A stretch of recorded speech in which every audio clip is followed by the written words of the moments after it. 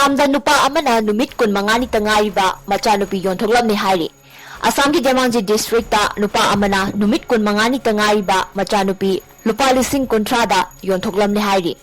Angang asi Child Welfare Committee na Dr. Amagi mayumdagi kanbangam hawani haina mari lainaba official singna ngarang pirakpa waral amada hairi. District Child Welfare Committee gi chairperson Rupali Deka Borgahena Selapata Police Station da angang nupi macha asigi mama mapa amadi leiba yonbada chenari bami oi singi mathakta complaint ama thangat khre hairi. Complaint ki marolda haukiba October mariga Dibugarda leiba Assam Medical College and Hospital hariba mafam asida nupi macha asi poki. Mama mapa Savita Bora amadi Budiman Bora na pukchaba Macha Nupi asibu hundoklam laga chenki. Masigi matung tabada Child Helpline Demanjina Tizin humjalaba matungda mama mapa kadai da lay haiba kanki. Haiba nupa nupi asi CWC da changjar o haiba da yakide.